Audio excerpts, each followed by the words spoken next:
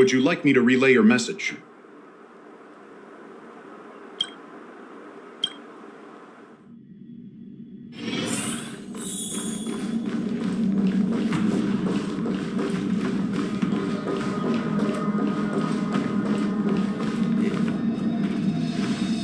Earlier at the Palace of Astral, I introduced these guests from the Astral Express to you, Elder White. But with all the people around, we only exchanged pleasantries. Now, I'd like to officially introduce them to you. These three braved great dangers, accompanying me to perilous places, defeating the chief culprit Vantilia, and uncovering the conspiracies of the disciples of Sanctus Medicus. If you wish to know more, please, feel free to ask us. Well, I skimmed through the reports about the Arbor's rebirth from the Master Diviner Hu Xuan. She's been summoned to the Yuchue for questioning. There are a lot of doubts within the Alliance about this whole situation. But despite all that, I believe in you. Since you joined the ranks, you have repeatedly achieved remarkable feats. After the High Cloud Quintet each went their separate ways, despite the many criticisms within the Alliance, the Marshal still stood firm against the dissenting voices and entrusted the Lawfu to you. Over the years, you've served the Alliance with loyalty and wisdom. Taken down abominations in Thalassa, rescued the Xianzhou Yuchue from a siege, and destroyed the demonic planet summoned by the denizens of abundance. I still remember those battles vividly. There are fools who doubt your loyalty. They're happy to see the divine foresight fail because it gives them some kind of sick satisfaction. They haven't achieved anything of their own, so they feed off the failures of others. But I've seen enough failures in my time, and I want to believe that your loyalty has never wavered. So, General Fei Xiao of the Yaoqing is the only one investigating the Ambrosial Arbor crisis on behalf of the Alliance? No. I am too. This old man's words always catch me off guard. The Marshal ordered me to come to the Xianzhou Laofu, but the document only says, attend the war dance and listen to Fei Xiao's questioning. The Marshal is well aware of Jing Yuan's purpose in holding the ceremony and understands the situation he is facing. She mentioned it because she believes both issues are important. Thanks for your kindness and sincerity, Elder Huayan. But is it appropriate to tell everyone here about the Marshal's orders? By introducing the Express's witnesses to me alone, aren't you aiming to discern the intentions behind both my actions and Fei Xiao's? And whether there's any discord between us? Well, since I'm being open and honest with you, I encourage you young folk to do the same. As for the Ambrosial Arbor crisis, all I need to do is listen. General Fei Xiao will be the one asking the questions. To be honest, I'm more concerned about the timely start of the war dance. Oh, by the way, I've prepared a gift for the war dance.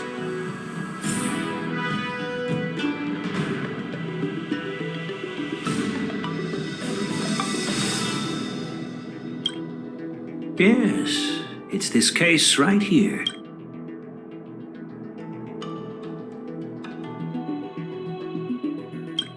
There will be numerous contests and celebrations during the war dance, and the main event will be the Ringmaster's Challenge. The host will dispatch a skilled warrior to take on challengers from all over the cosmos, showcasing the excellent martial arts of the Xianzhou Laofu. When you mentioned that the Astral Express would be attending the ceremony, I thought the High Elder of the Laofu would be the Ringmaster. You humor me, Elder Huayan. The healer lady is just a young lady who knows nothing about martial arts. How can I assign her as the Ringmaster? I'm no match to you when it comes to joking. What's this box for? Why don't you open it, General Huayan? This sword case is intended for the War Dance's award. It's empty now, But in a few days, a precious sword will be delivered and stored inside. I don't mean to boast about our skills, but this sword represents the pinnacle of the Juming's craftsmanship. It has a legendary history, full of heroic tales from foreign lands, tales that are too detailed to be summarized in just a few words. Since the delegation delivering the sword hasn't arrived yet, I'll just leave the case here for now. I've been wondering who would be worthy of such a sword. And then it hit me. I can award it to the champion of the Ringmaster's Challenge. The ceremony's champion is sure to be a perfect match for the sword. Moreover, I hear that Yanqing is an excellent swordmaster, and that he will be representing the Lawfu as the Ringmaster. So it seems like a perfect gift for him. Thank you for your generosity, Elder Huayan. If you want to give me a sword, just say the word, Grandpa. No need to beat around the bush. You've got confidence, my girl, but I don't think you can best Yanqing. I know you're all about swords, Miss Yunli. It's just a shame that it's the sword that ultimately chooses its rightful master. Yeah, and even if someone gets their hands on such a precious sword, it'll probably end up in someone else's. The outcome of our duel at the Alchemy Commission is still up in the air. Since you're interested, why don't you represent the Xianzhou Juming and challenge me in the ring? That's exactly what I had in mind. Nobody knows who's gonna come out on top. It could be me, could be someone else. It'll probably be me. But whatever happens, it won't be him. Not to be rude or anything, we've been watching their drama. I'm dying to find out who beats who. Quiet down. We have other guests here. I've prepared this sword to add some excitement to the ceremony, not to have you two squabble. It's not a good look for the Alliance. While you both seem confident that you'll win, you need to remember there can only be one winner and one loser in the ring, which could lead to hard feelings. Actually, I have an idea. We don't know who the winner will be, and it might not be either of you. But if you're eyeing that prize, you'll need to work together. I want you to take on an apprentice who will take part in the war dance and win at least one match. How does that make sense? In my humble opinion, while a Cloud Knight is commendable by securing victories, it's even more so to pass on your skills and spread the way of swordplay. I'd be greatly pleased if this apprentice could represent the Express in the war dance by displaying their Cloud Knight flair and prowess. Well, Elder Huayan's idea is quite interesting. Imparting swordplay skills requires teamwork, and both the winner and the loser will learn a valuable lesson regardless of the outcome. The question is, whom should the two of them take as an apprentice? Huh? Who? Wait, me? I noticed just now that Miss March seemed quite interested in the outcome of your sword fight. So I thought, why not teach her the art of swordplay?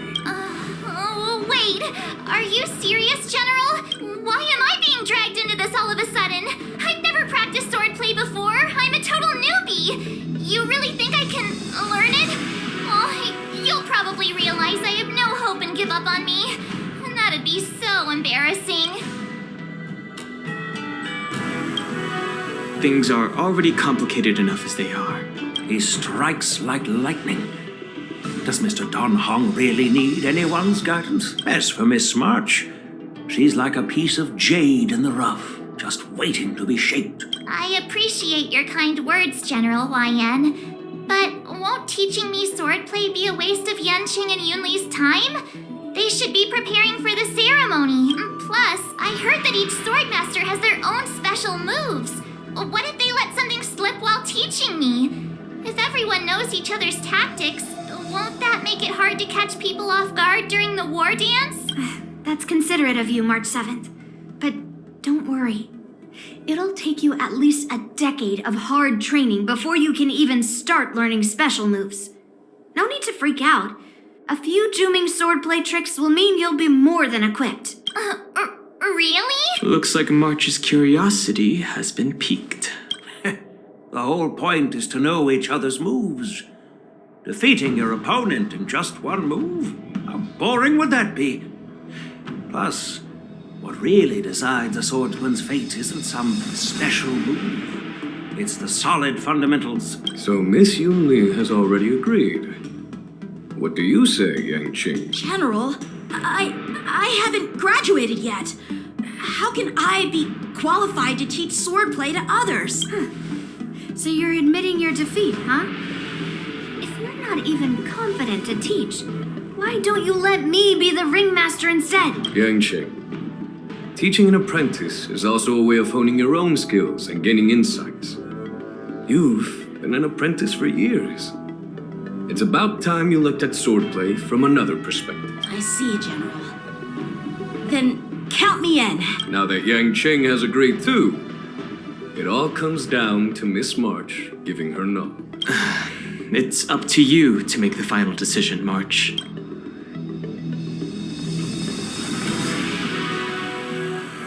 At least that way, I won't have to worry about you accidentally shooting me in the butt all the time. Hey, I've never missed my target. Then I'm on board. Thank you for your kindness, General Huayan. Great!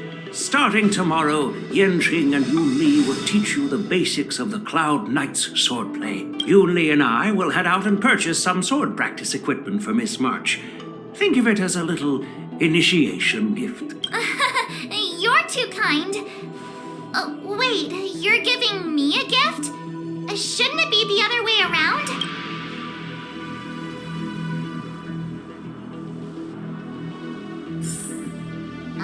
General Huayan's gone. Wait, why does something feel off about what we talked about?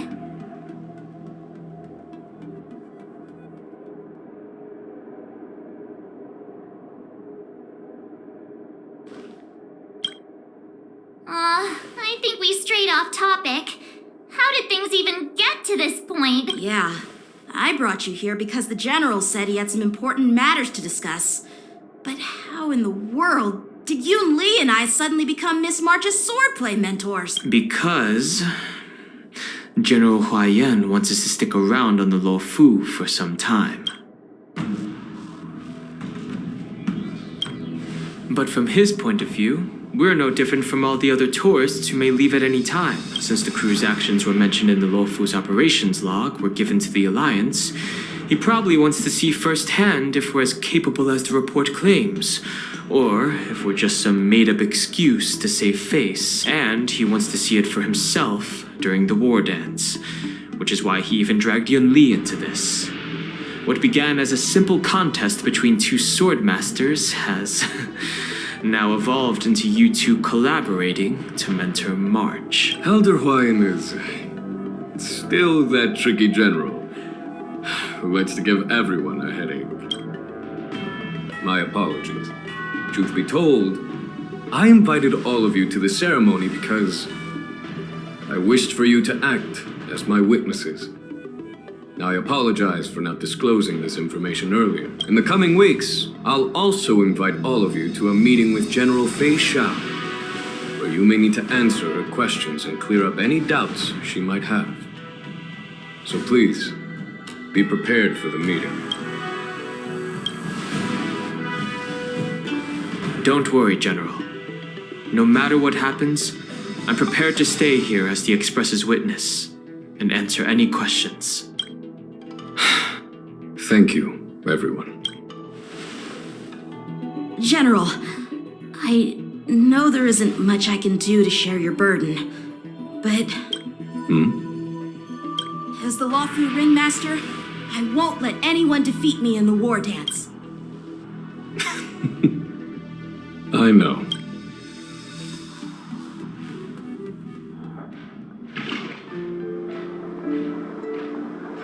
The illustrious Merlin's claw waiting for me? And for so long, too?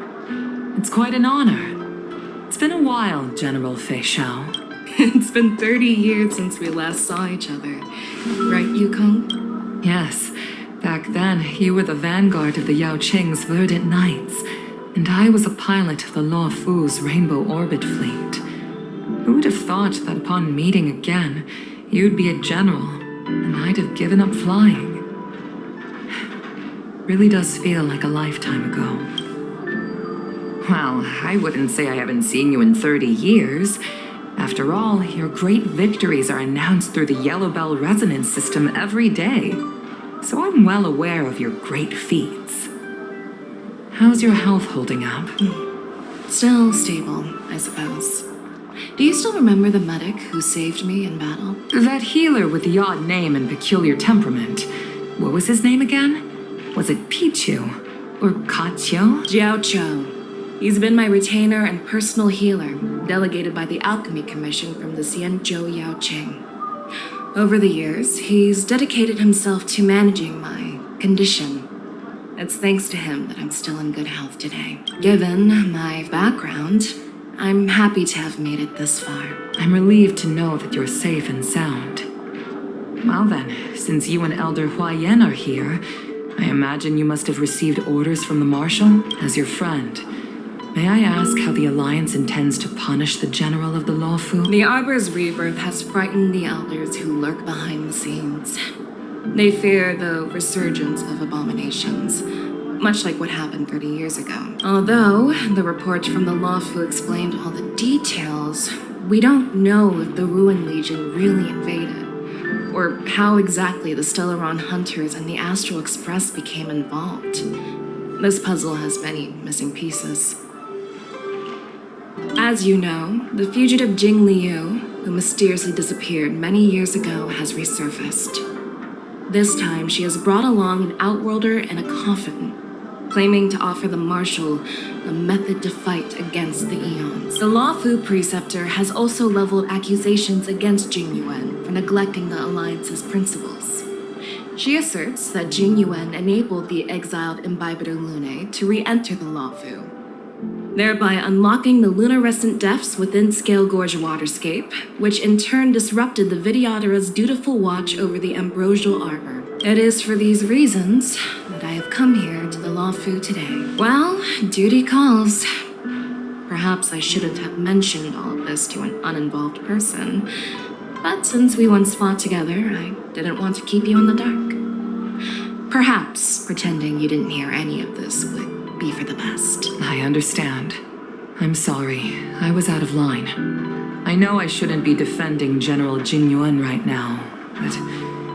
well, you know how I am. The Lawfu has enjoyed centuries of stability since the end of the sedition of Imbibitor Lunae, much of which can be attributed to General Jing Yuan's masterful strategizing. Unfortunately, for long-life species, enduring through the ages always culminates in a failure that undoes all previous achievements. A moment that our adversaries relish. That's true. And that's why I'm also here for another purpose. To visit Hule.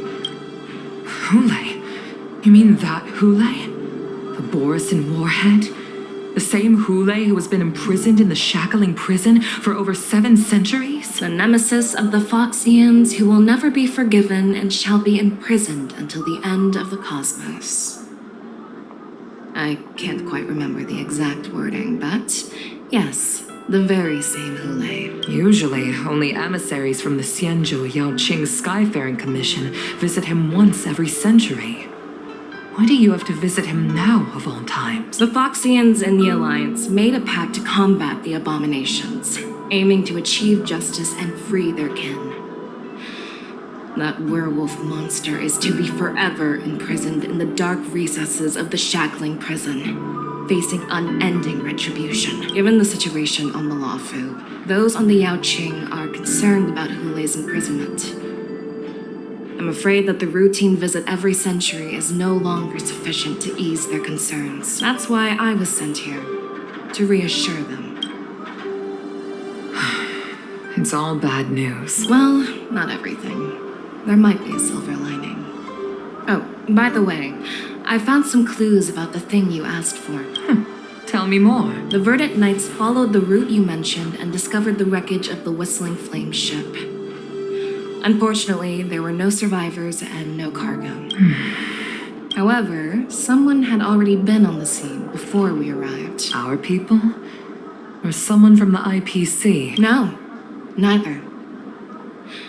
Yukong, have you heard of a person named Ron May?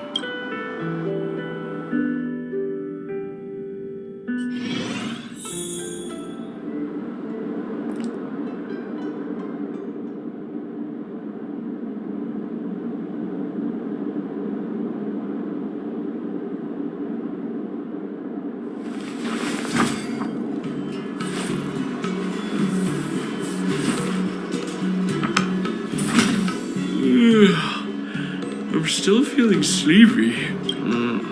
Did I oversleep? Where did March and Donham go?